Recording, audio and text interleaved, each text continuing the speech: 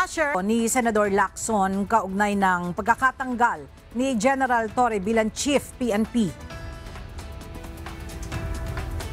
Ella Cumilo, si Police General Nicolas Torre III, lagpas ng kanyang otoridad bilang hepe ng Philippine National Police. Ito ang inihayag ni dating Chief PNP at ngayon Senador Panfilo Ping Lacson kasunod ng pagkakatanggal ni Torre sa pwesto.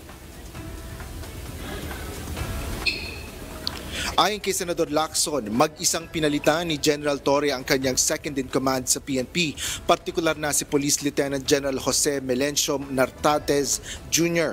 Paliwanag ng dating Chief PNP, may normal na proseso ang pagtatalaga at paglilipat sa pwesto ng mga miyembro ng PNP Command Group. Dumadaan niya ito sa Pangulo ng Bansa o sa ex-officio Chairman ng National Police Commission o NAPOLCOM at ng Secretary of the Interior and Local Government. Dagdag pa ni Lacson, noon ay binigyan siya ng blanket authority o pangkalahatang otoridad ni dating President Joseph Estrada.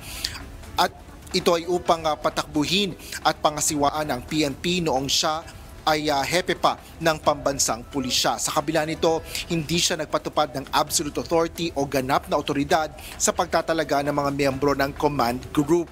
Gayunman, binigyan din ni Senador Ping na ang pag-aalis sa pwesto kay General Torre ay sole prerogative ng Pangulo ng Bansa. Kasabay nito, ang mahalagaan niyang punto ay ang may ayos ang pagpapalit ng command at otoridad upang hindi mahadlangan ang pangkalahatang misyon ng PNP. Partikular na dito ang pananatili ng peace and order para sa taong bayan. Sinabi rin ni Senador Erwin Tulfo na lahat ng mga opisyal na sa sanghay ng ehekutibo ay nagsisilbi ayon sa kaluguran ng Pangulo, habang si Senador Vicente Tito Soto III tumangging magsalita dahil walaan niya siyang ideya at nalaman niya lang ang balitang ito ngayong umaga.